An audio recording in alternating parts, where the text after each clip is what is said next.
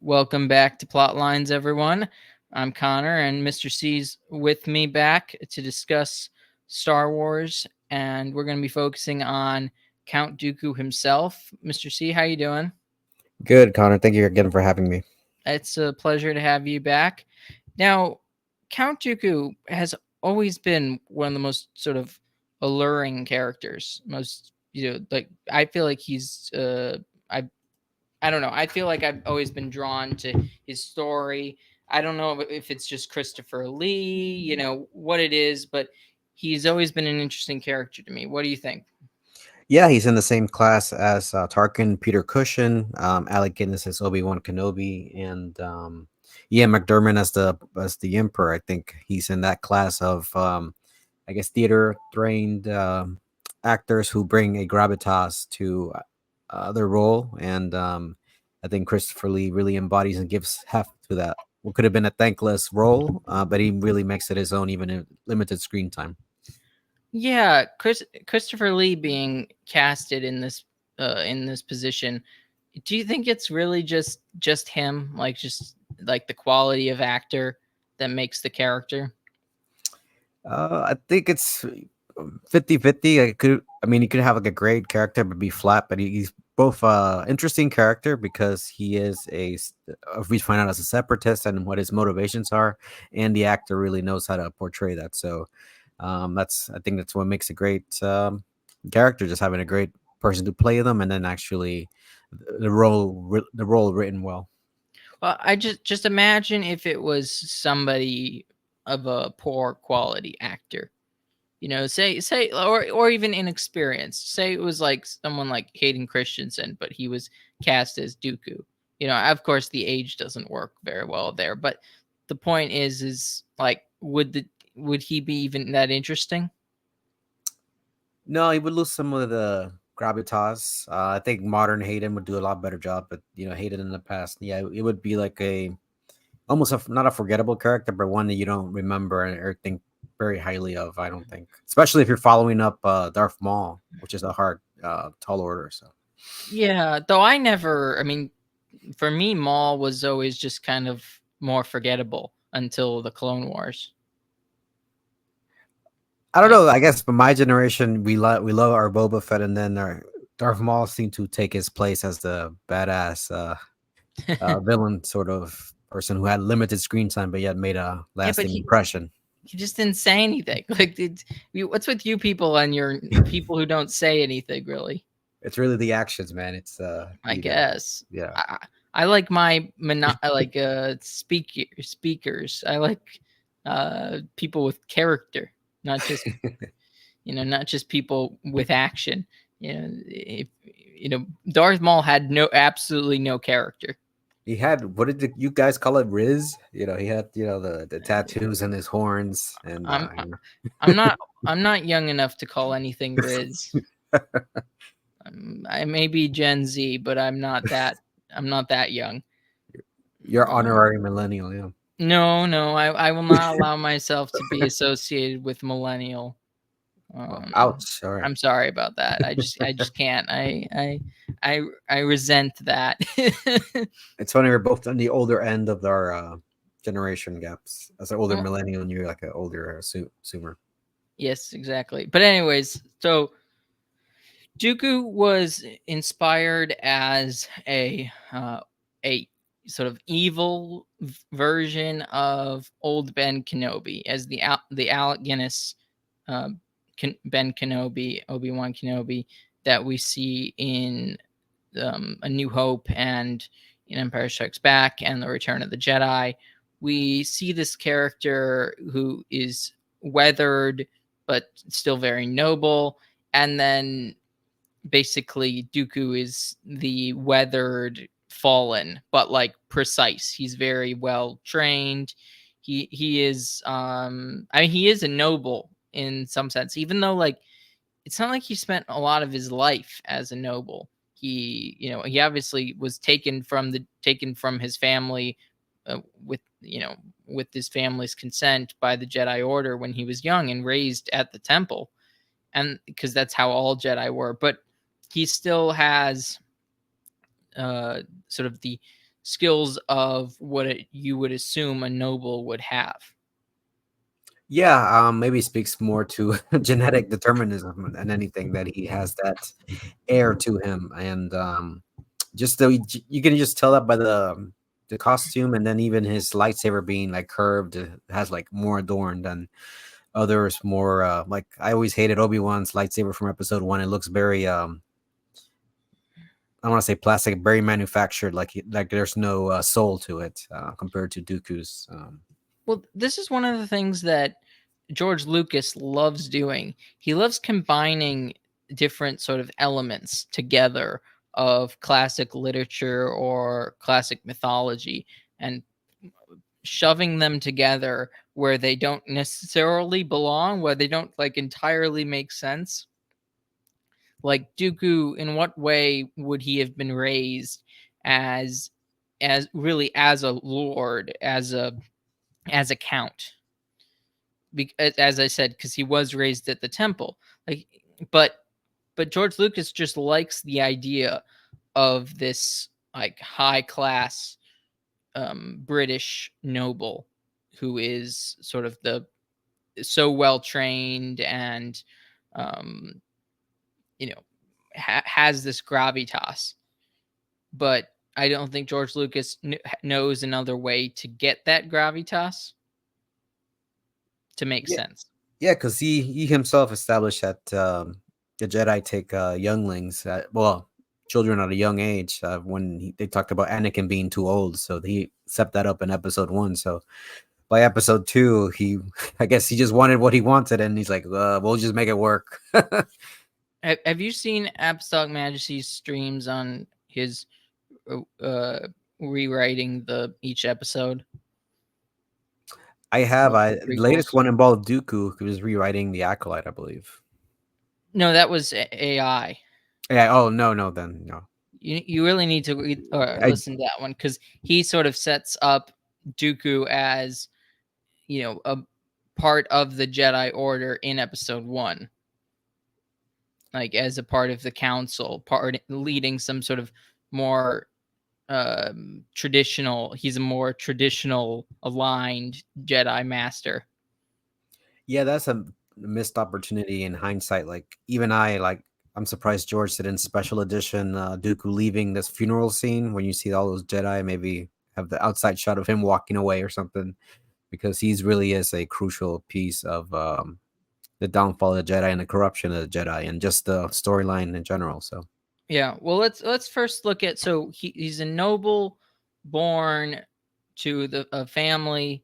We don't know the last names. I because I think Dooku is a first name. If am I wrong about that? I looked at Wikipedia earlier, but I forgot, so I'm not sure. I know they have another Count of Serrano in the EU. That was a storyline in Agent of the Empire, which is basically like a James Bond story told in in Star Wars. Kind of fun, but Interesting. um, Well, let's just say yeah, he's a member of this noble family. Yeah, nobility is really odd in Star Wars because you can be a count, but you're probably in charge of the whole planet, yeah, yeah. which is no different from the Queen of Naboo, who's in charge of not even the whole planet, but the most of the planet. Basically, it's up the underwater world or whatever the Yeah, Gungans inhabit. so like you have a queen there, but you have a count here. Like, and then the Duchess Satine. It just George Lucas isn't that consistent with his, or maybe Star Wars writers in general are not very consistent with how they have their noble or royal titles. And then you have the Emperor, which I mean makes the most sense Right. Um, because we can blame Uncle George for a lot of things, but I think inconsistencies in this aspect, I think it's just a matter of just writers thinking about different ways to plug these titles to Star Wars.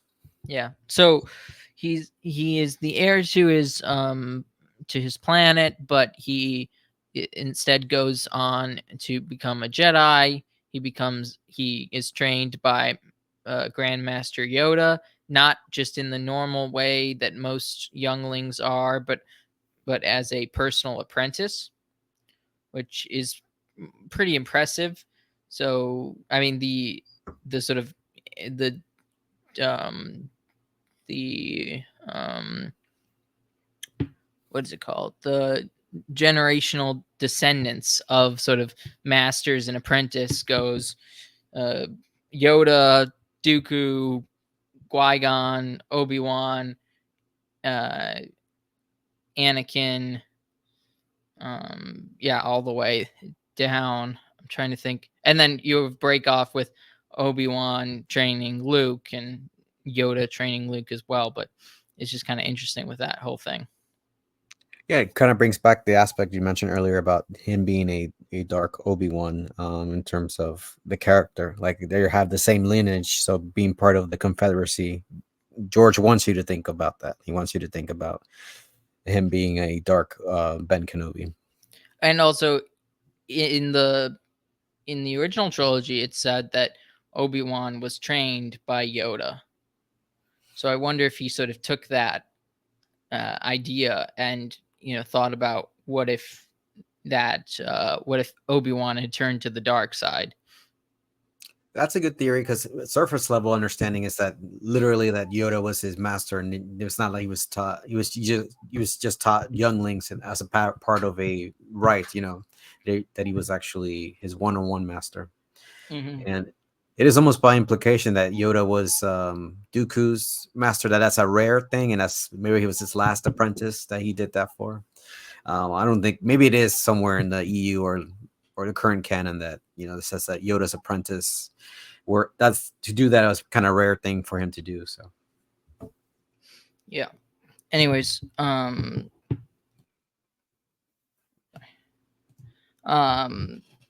so Dooku is the becomes this successful apprentice to Yoda, and it seems like he's a very well respected Jedi, but he's a little he doesn't work too well with the Council. Is it expanded on in the EU with that at all? not that I recall. I was just watching this clips of the Tales of the Jedi, and he really had a almost like an adversarial relationship with Mace Windu. So he was always in. I don't know if he was like a social justice sort of guy, like he wanted like uh, justice and wanted the Republic to have a better standard, and it wasn't living up to them. The Jedi were not living to their standards, so he was very disillusioned, at least by what is it by episode the Phantom Menace time in the current canon. Do you think it's well in social justice in the like act true sense of social justice, not in the like modern concept? Yeah, like in the more like a Catholic social teaching distributive sort of way. Like, yeah, he wanted to use his powers for good. At least again, this is an impression. I don't know where that is explicit, and Well, that I he was. think the most explicit thing is when they call him a political idealist. Right, when in episode 2 about Kiari Mundi, yeah.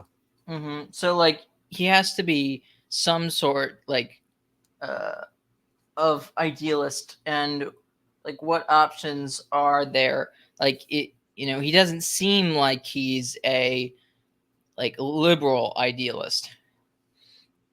No, and relatedly, watching the episode today, they meant because last week or previous week we talked about imagination, and Duke was talking about how Qui-Gon had imagination and reminiscent on Qui-Gon's death, and he's saying that imagination is a trait that the Jedi lack now. So he seemed like he wasn't, like you said, an idealist and somebody who got taken advantage of by by Sidious because he's just disillusioned and wants something more and wants to make a difference.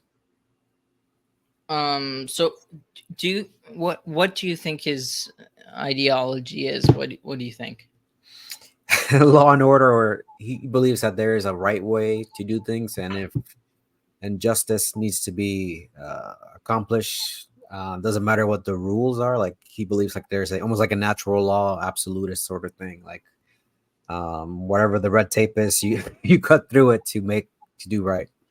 And in the Tales of the Jedi, you kind of get that cut through it mentality, because he really is sort of making trying to achieve justice um, through through the sword if necessary. Yeah, and he mentions to the prisoner that he really admires him for standing up to his for his people. So like he likes that he chides Mace Windu for being a rule follower all the time, like a goody two shoes. Well, like, but is it? It almost seems like goody two shoes in the sense of following corruption, like Right, following the rules of corruption. right. Like because I think Mace would follow the rules, whatever the rules are, he would follow them without kind of thinking about them. And then that's one of the reasons I think Dooku was chiding him because he's you're just following blindly. You're not what do these rules represent. And right now you're in a declining republic and Jedi Order as well in its decline. And it's really interesting how they are so straightforward with the fact that the Republic is corrupt. Like George is never hiding that. No, he isn't when he shows us that. But I'm just thinking of Obi-Wan's words that about the Jedi Knights being guardians of the peace and justice for the old Republic. So he was idealizing them, or at least thinking of a time when the Republic was actually good. Um, Well, so maybe he's thinking of when he was young and the way he thought things were. Like because remember they come as younglings. They become Jedi as younglings, and maybe it has more to do with sort of the nobility that he saw in Qui-Gon Jinn. maybe, and also the fact that Qui-Gon is a bit of somebody, a maverick, even within the Order. Like he has that Dooku in him, in that Yeah, sense. because he was trained by Dooku. Like so, Yeah, when I mean we'll get to this a little more in detail as we go along, but there's Dooku is confronts Obi-Wan and sort of tries to convince him to be on his side. And the more I think about it, the more it would have made sense if Obi-Wan had joined him. yeah, and I think in a novelization and just in general, he was being earnest. It was not a ploy. He actually wanted Obi-Wan. It's not like a trick. Well, could you imagine sort of a um I mean, I don't even think they'd necessarily be Sith if it was Dooku and um Obi-Wan together, cuz Dooku isn't really controlled by his passions. You mean Darth Tyrannus is not Yeah, controlled by his passions? Darth Tyrannus is like is not really I mean he does villainous things, but it's always seems to be in his eyes only out of necessity Yeah, justified. Yeah, and not out of malice. no, While like Sidious and Vader tend to do things out of malice.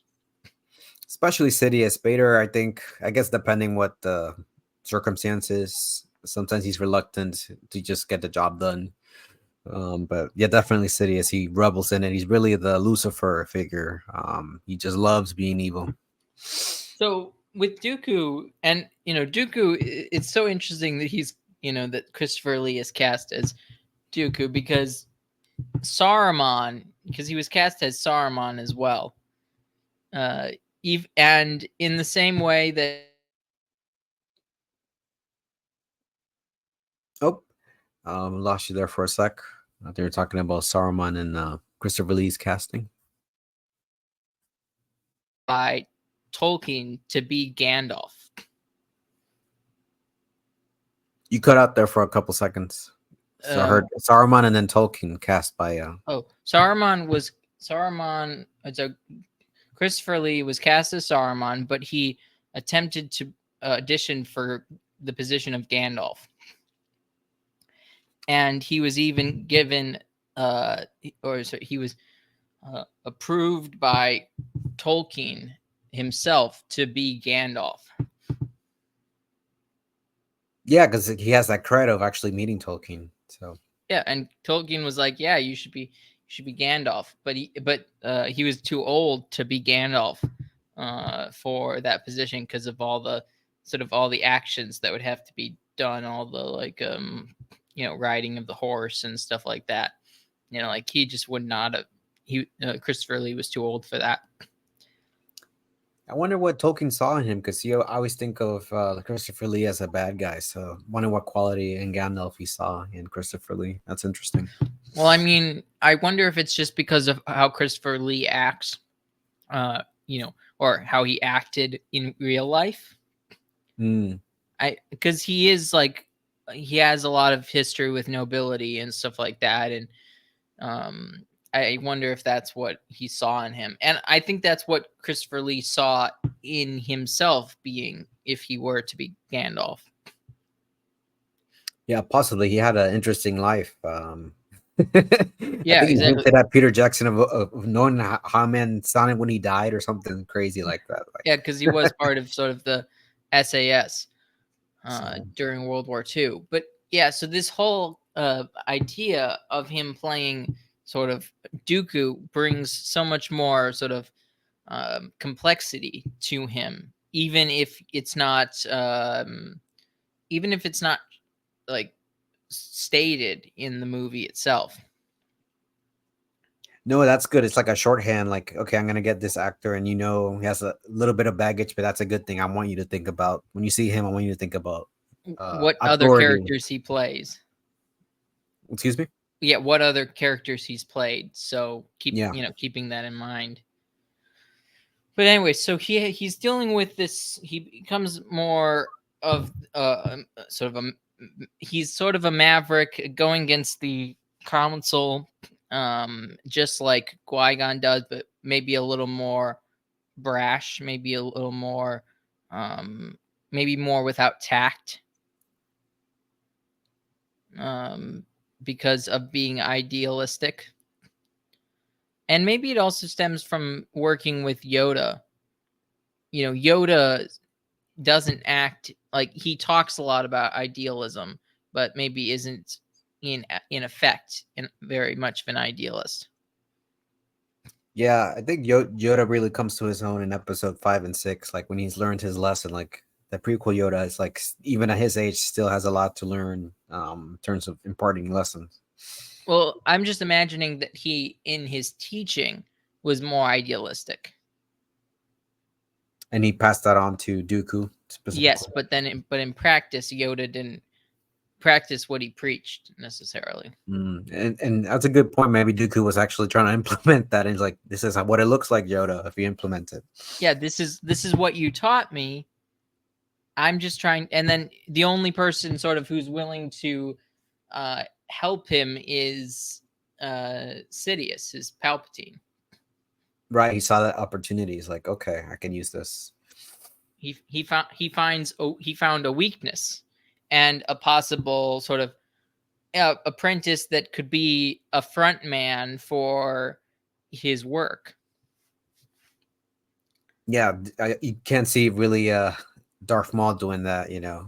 He's like more of a gangster type, but Dooku can actually rally a literal confederacy of systems who in episode 3 tells us that there's good guys on both sides, right? There's heroes on both sides. So that's actually people who want to lead the Republic for a legit reasons.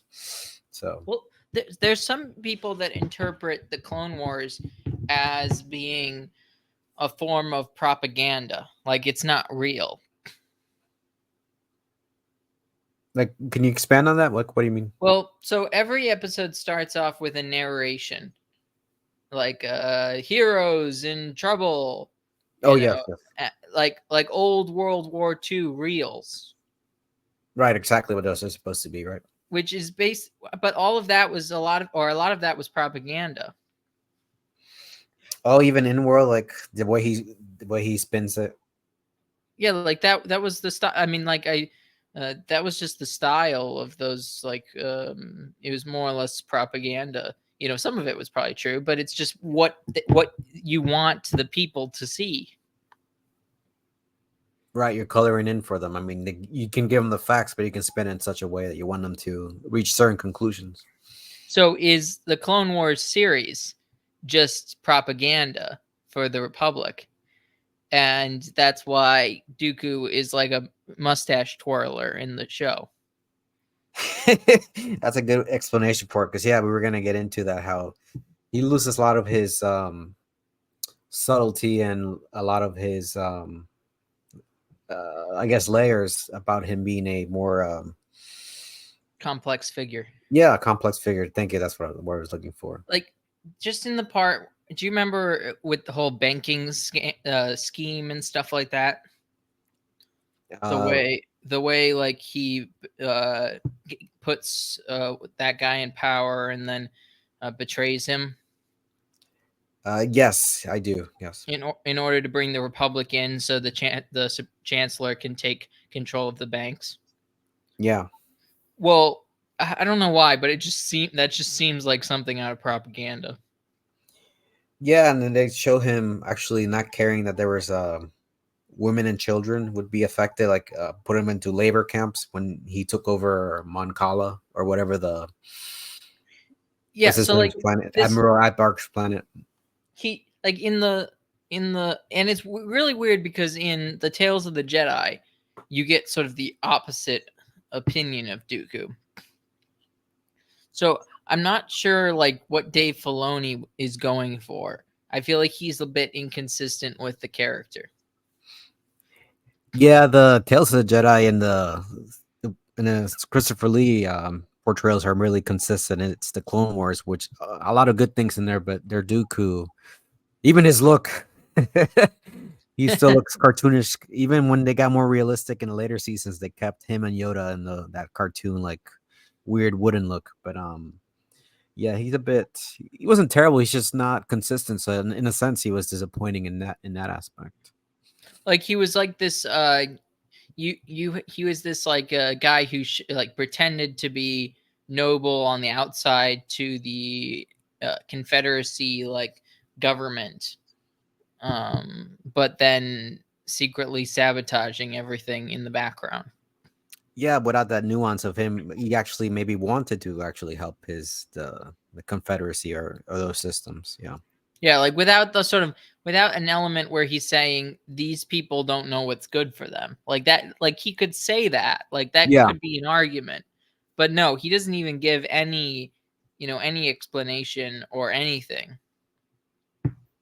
No, that's yeah, that's just a disappointing aspect of his character there. Which when he dies in the Revenge of the Sith, there's seems like the facial expression he has before he loses his head is such a like I understand now. Yeah, he sensed that betrayal. It's like, oh, well, crap, you know. You like I've been duped by him, but I don't really feel the sense that he like was fully evil, I guess. Was a like maniacal person. No, no, he had that nuance and that yeah, just that nuance that it's missing from a lot of characters, which is fine in a story about good and evil and father and sons. But sometimes it's interesting also to take a little deeper a dive, and he was a character that had that in spades, and yeah, unfortunately, the Clone Wars just didn't do that. Well, Not even because of we Filoni. don't know what he expected out of Palpatine. Like that's the problem. We have no explanation for I mean I believe there's stuff in the EU that sort of explains what Dooku thought was going to happen. After the war, you know, what would a successful victory for him look like? You know, but like it really does seem like Obi-Wan should have gone with Dooku when he told him about the Sith Lord in the Republic. Yeah, and he tried to do the same offer when he got a Savage Press, trying to get him to overthrow the Emperor too. So I don't know what their rule would it look like either. Like, Well, it's interesting, especially because if Dooku had convinced Obi-Wan to join him, like I could see Obi-Wan also being able to convince like the Jedi Council. really, Yeah, because at that time. Obi-Wan was not a maverick. he was more or less a duty bound member. Plus, he might bring the Chosen One also with him. But how does that line up with what Sidious wanted, though? This Well, but force would have been all against Sidious then if well, but, Dooku and Obi-Wan joined Dooku. well, yeah. Would Dooku be with Sidious still? That's the question. Mm. Like, because isn't Sidious's argument that the Jedi are corrupt and that they failed and then they're not living up to what they supposed to believe in? Yeah, the Jedi and the Republic were both failures. Yeah, Yeah. So what if the Jedi were to abandon the Republic with Dooku? Like, I what think would Dooku do? that would make a strong case for him because that's really what he wanted, right? Like his idealism of the past was coming to fruition. Like, okay, this is a better path than joining somebody who I've been told by growing up that the dark side is evil. So why would I continue down this path if And it's going to and corrupt me?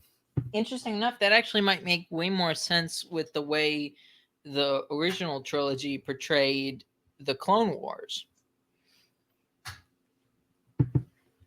Suddenly, you have all the Jedi on one side, and they can call themselves the True Republic. Let's say they don't call themselves the Separatists, right?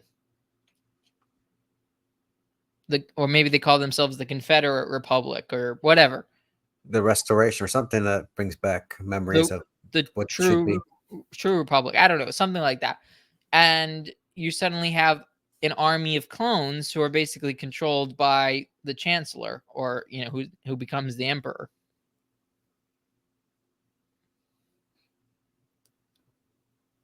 Plugging that in to what Obi-Wan says in episode 4, it does make it more cleaner, makes more sense that what we got in terms And of what he was I mean, thinking.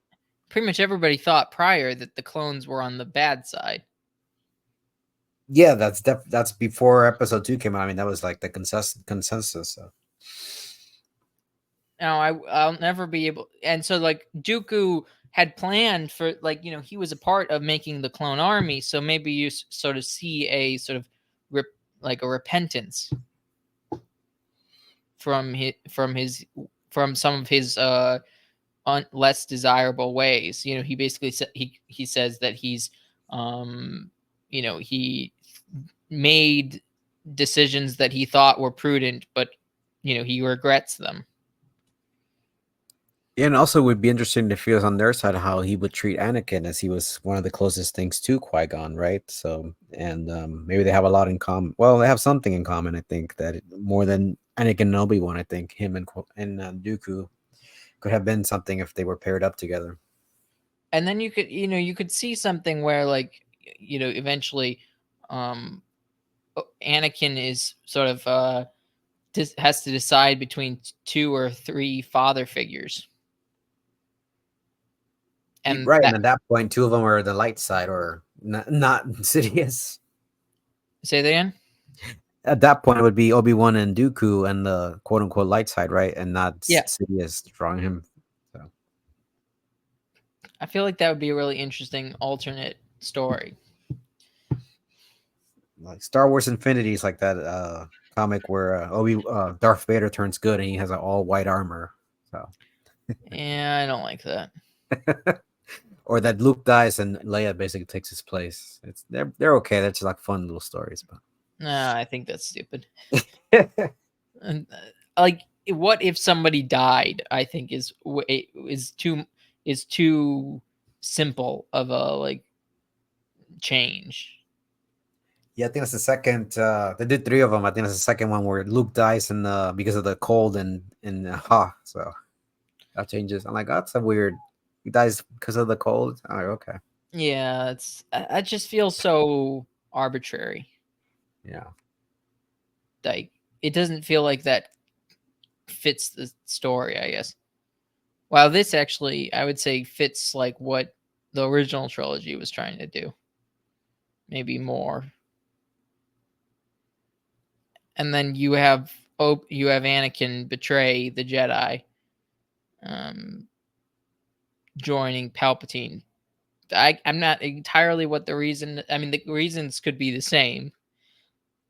Um, but it could be sort of the fact that he thinks that they're all betraying the Republic. Yeah, Anakin, in his point of view, as a true believer, is like these guys are like not. They're in schism. They're what are they doing? So, or not, well, not, I mean, it wouldn't even be a schism in that sense, because if all the other Jedi go the other way,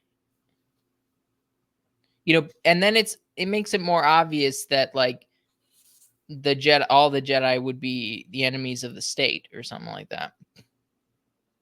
Yeah, rather than the Palpatine's declaration of being attacked. Yeah, the assassination attempt has left me scarred and deformed. But my resolve has never been stronger. Yeah. Yeah, to be fair, Trump's speech recently reminded me of that. Yeah, I literally got memes of that on Monday with some of my church guys just showing me memes about Well, I'm having thinking that line with Trump. the RNC speech he gave. Oh, also when he did that, yeah, He even mentioned resolve. he did. Okay, Yeah. So I just thought, I mean, he didn't say anything related to like anything else. oh, You being know, scarred, yeah. yeah, but like just his resolve. He still has the resolve. And I was just like, oh my, he's going full Palpatine. It's a competition between him and Biden with his that speech he gave in that red background Oh like yeah, a the couple red, months ago. the dark Brandon. Yeah, Yeah. Anyway, so what do you think about this? Like, does does Obi-Wan, like, denying Dooku make sense to you? Like, what do you think makes more sense? Do you think Obi-Wan from his is more like was more, should have, like, based on his character, stayed loyal to like the Republic as it was, or should he have accepted the information that Dooku provided him? I think it's, I guess, from his Obi-Wan's point of view as being an investigator, it's just hard for him to believe the fact that this guy's telling him the truth, even though he was Qui-Gon's master. I think the way it played out, it seems to me like a natural conclusion. Like for Obi-Wan to join him, I think Dooku would have had to provided something more. I don't know what that would have been. Maybe talk about how the Republic. Qui-Gon mentioned about the Republic. I mean, he briefly mentions how Qui-Gon saw this as well. But Why wouldn't you, if you were Dooku, like, and if you were, being earnest, assuming he's being earnest about it, like, give more like, proof or something, because he has it. Like, there's no deny. Like, Dooku knows everything. I don't know. Maybe it's just a setting because in the beginning of that scene, he talks about how this is. He's jailed for this is badness. You're jailed here for no reason. And then at the end of the scene, he talks about how, oh, it's going to be hard for me to secure a release. Like, so by putting that out there, he kind of says that he's lying about Obi-Wan being captured. Like he can release him at every time. So if he's going to be distrustful of him being captured, he's going to be distrustful of what he said there in the middle about what's really going on. Well, I don't. I don't actually think those two things are contradictory.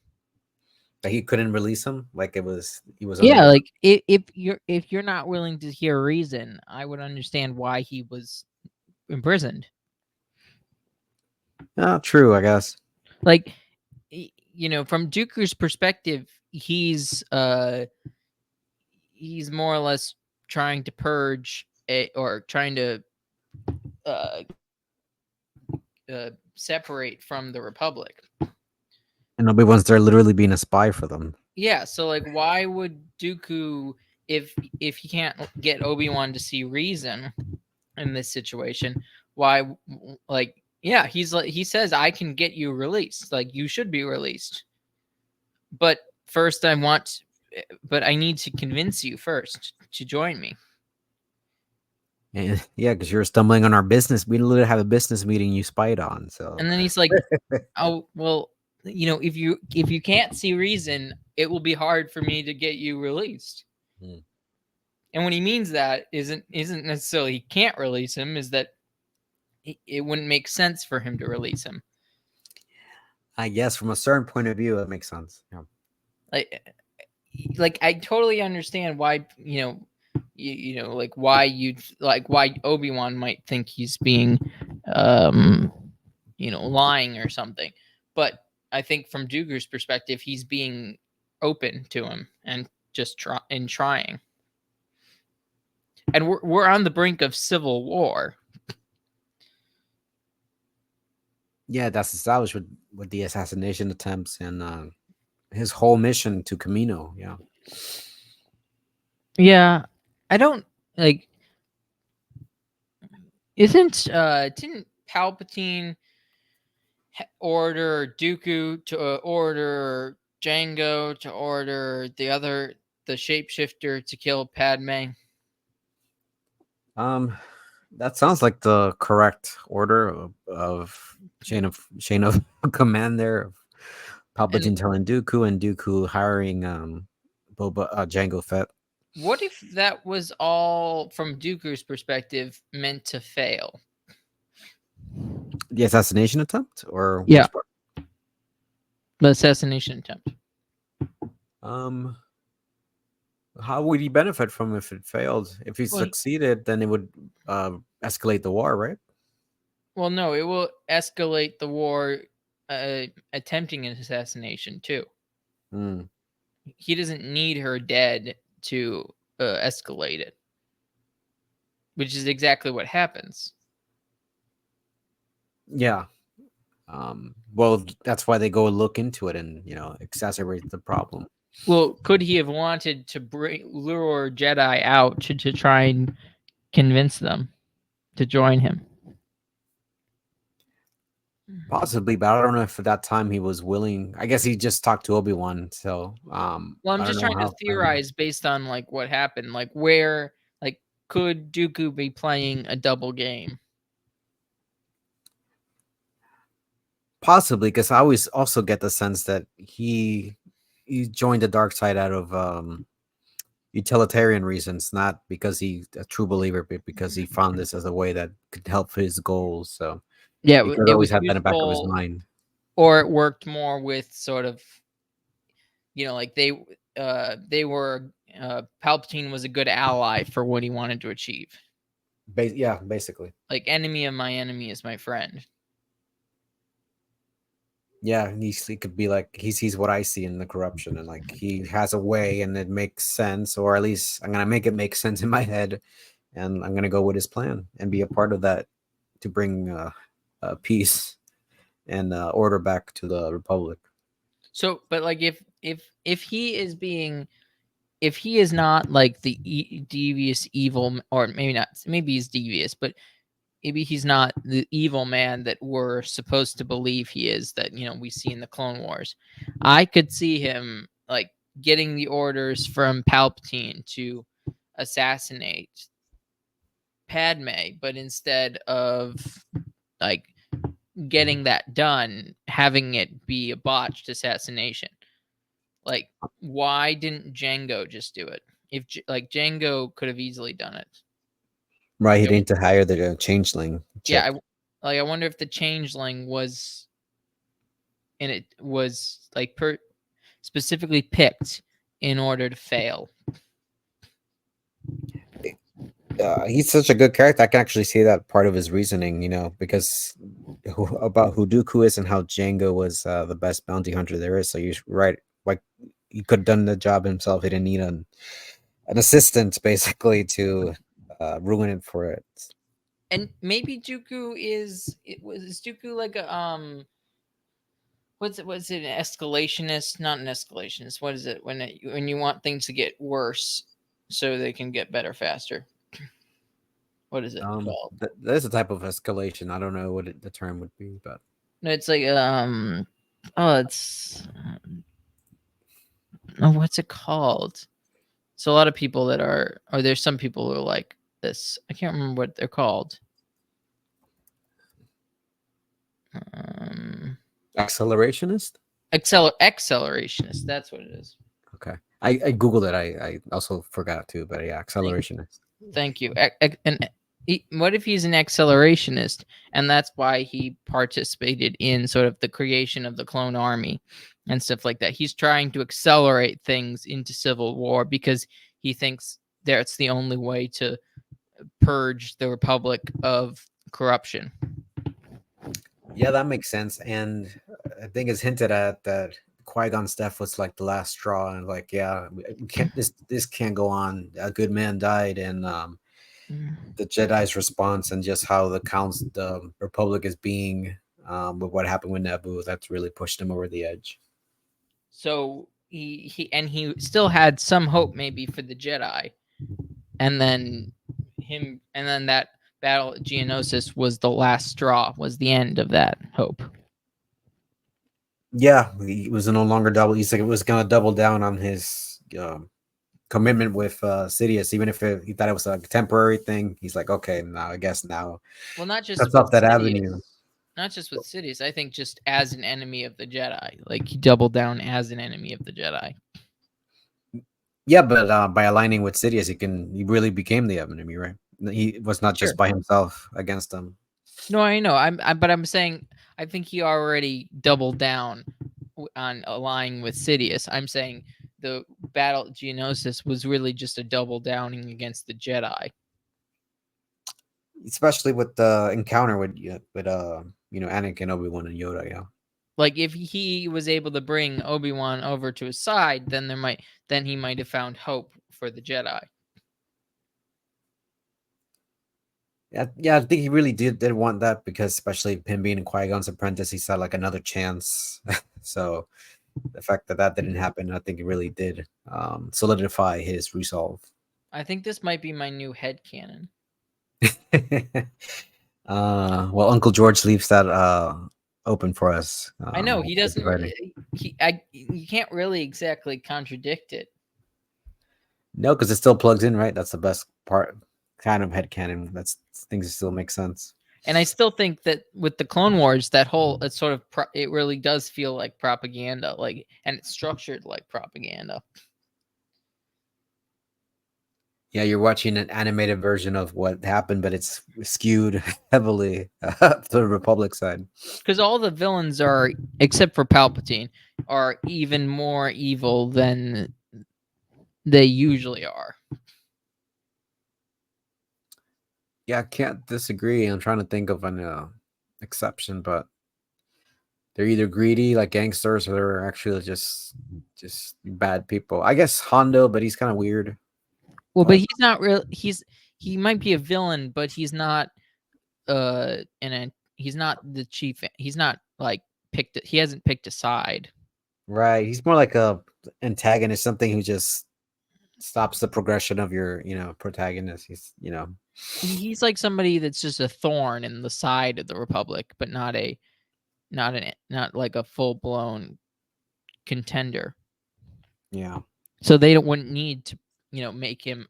They wouldn't need to, um, like propagandize people against him necessarily. I mean, he's a pirate. He's not even like the leader of any organization, Yeah, he's a and just like, backwater pirate. Yeah. and they make it, so the quote unquote good guys are, for the most part, even more good, except for the last couple seasons with the like the chipping of the clones and stuff like that. That's the only thing that's doesn't feel like propaganda. No, and sometimes when Anakin has his outburst, sometimes it highlights that. Yeah, there's some like inconsistencies if it were to be propaganda. But I mean, but it's also because it's for children. Like it's even like the media it's set up as.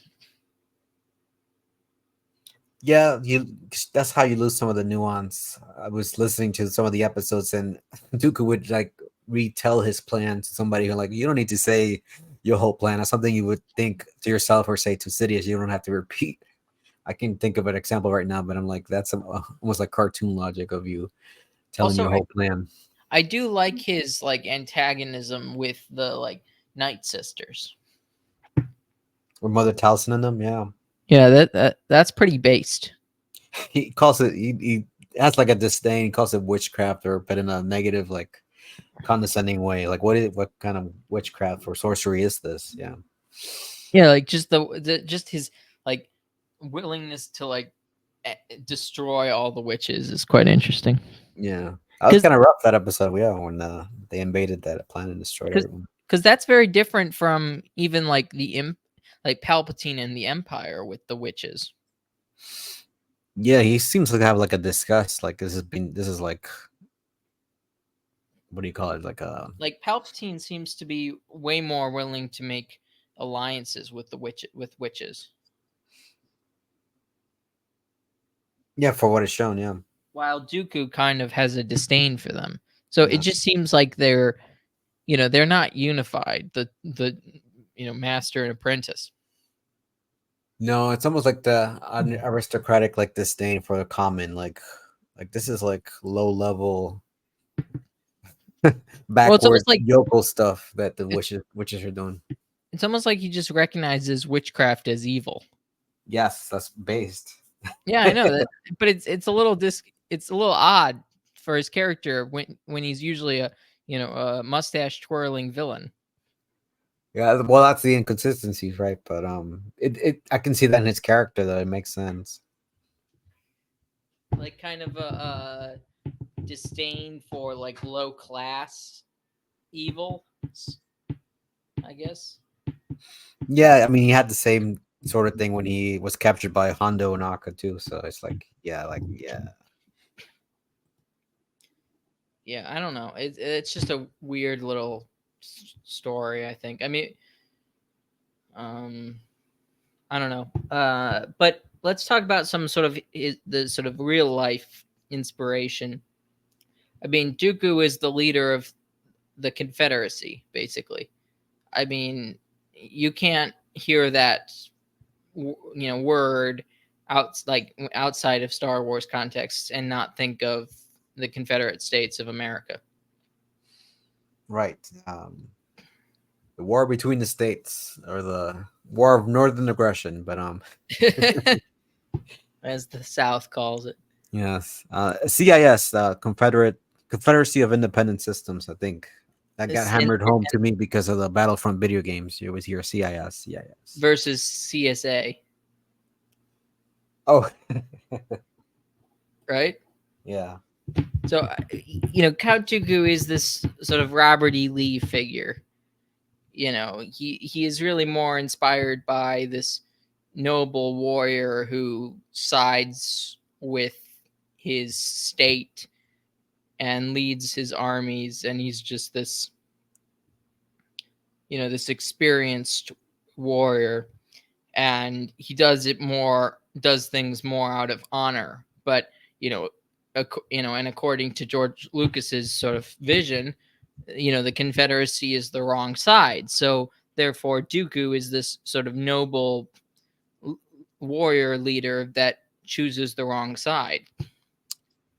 It is, but I don't want to get too political. But I think even in George Lucas's boomer brain, I think even then, even if he was on the wrong side from his point of view, there was still some almost like an honor and respect for the other side that has been lost in the last 20 or maybe 30 years of the South. So I think he brought that into like, okay, he may be a part of the Confederacy, but there's still honor and regalness to the other side, and I think he brought that to the character. Yeah, that's what I'm saying. That he's like, I think that was sort of still a boomer understanding of Robert E. Lee, like that still came down. Maybe it's pretty much, I think, probably pretty much purged in the last 20 years or so.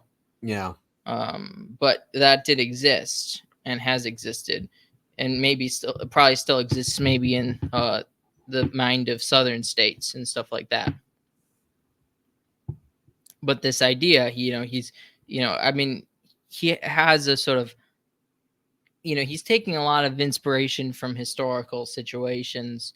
He's got the Empire, which is more or less the Third Reich, and then, but but then he brings things to an American context, but also not really an American context, because the Republic is more a like looks like the Roman Empire, the Roman Republic.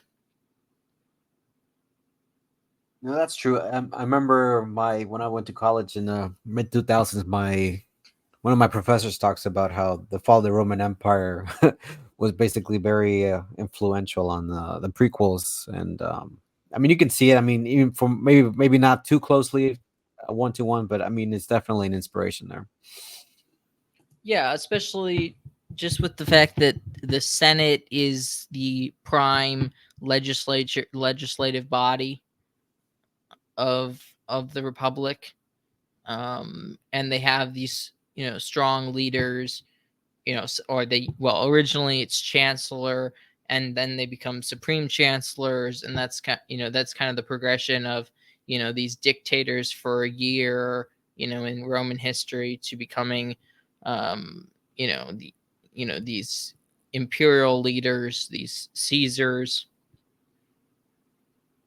Yeah, and even aesthetically in episode 2 they had the Imperial Royal Guards before they became like the ones you see in Return of the Jedi. They had the head thing that Roman soldiers would have. So it's in that transition period, you can see that it's very Roman influence in the Well, armor. there's the Senate guard, Senate guards, yeah, Senate guards. and then they become the imperial guard.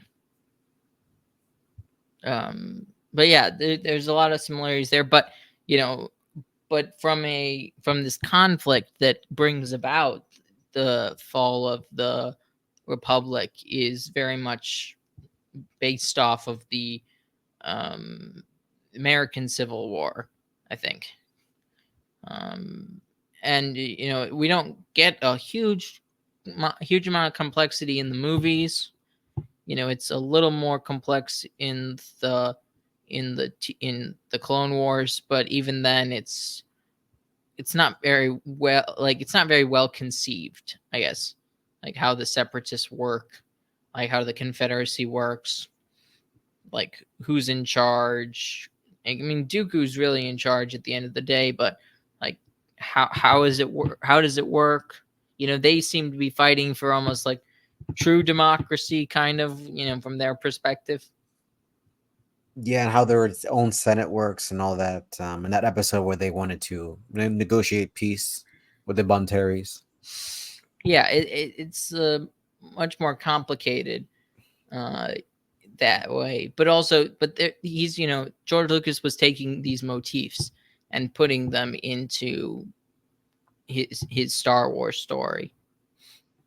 I think it works, but then when you take a closer look and examine, and like, oh, okay, things starts to fall apart. So it kind of works in a sense, but if you don't Yeah, think about it too much, that's one of George Lucas's problems, is if you sort of delve too deeply, you find a lot of holes in his like style, in his storyline. in the past, that's what the EU or Legends authors try to do, like fill in the gaps, try to make it work as best they can. Yeah, and they sometimes they create funny situations for themselves, uh, based on the holes that George Lucas leaves for them.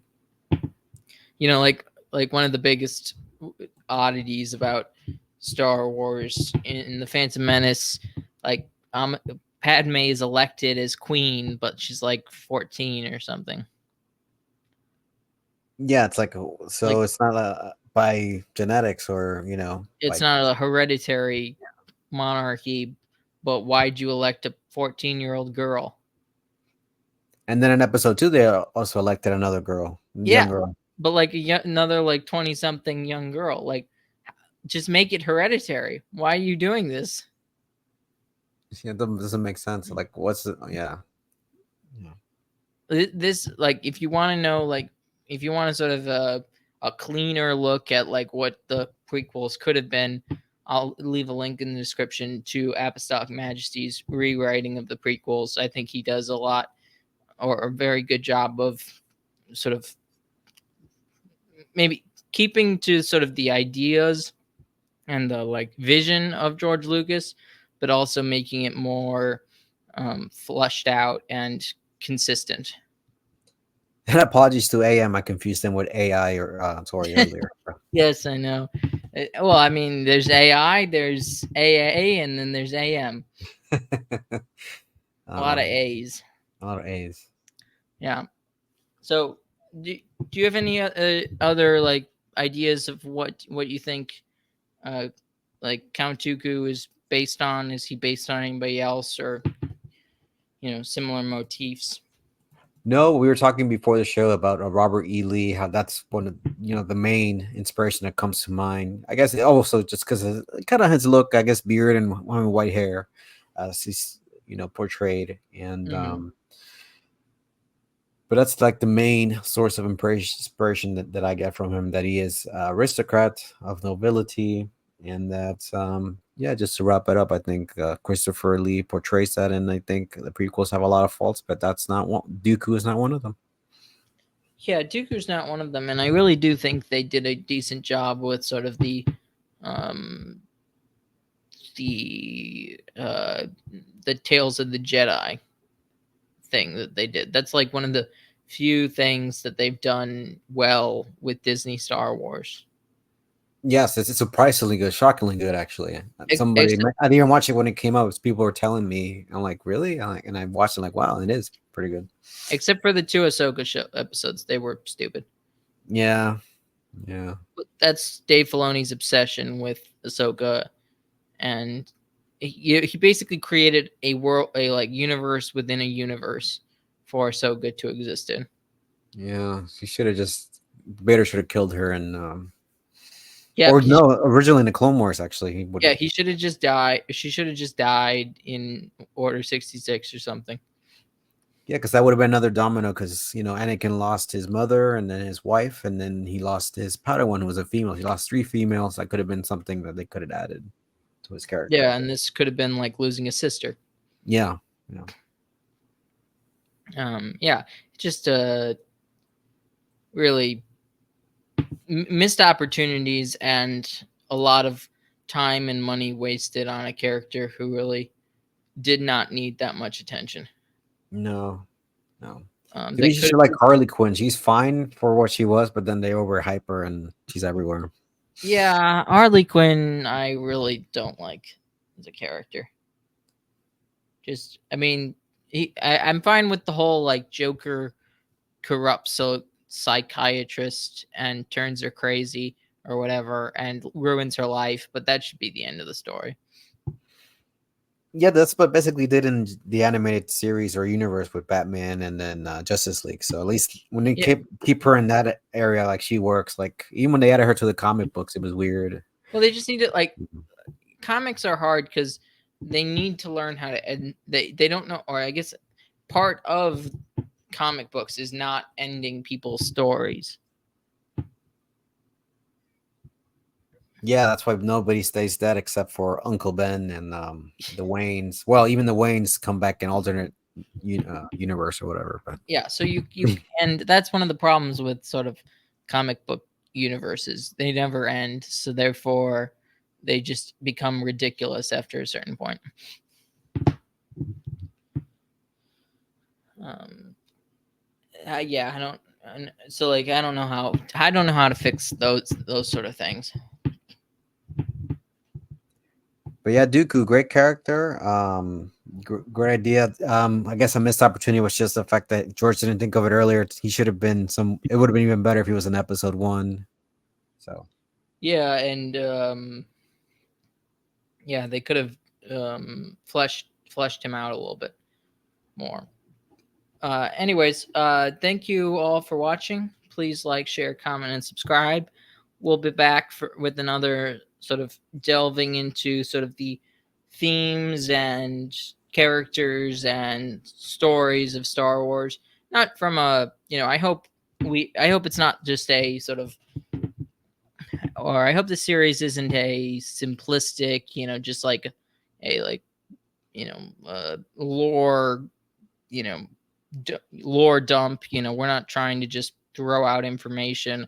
I really want this to be sort of a more depth discussion on why these parts of Star Wars really grab people's attention and are beloved, and why that is, instead of sort of just the simplistic like this happened and that happened. You know. Anyways, Mr. C, anything to say before we go? No, thank you so much for inviting me again. Hopefully, this resonates with some of you guys, and hope to see you guys soon. Awesome. God bless everyone. Take Bye. care.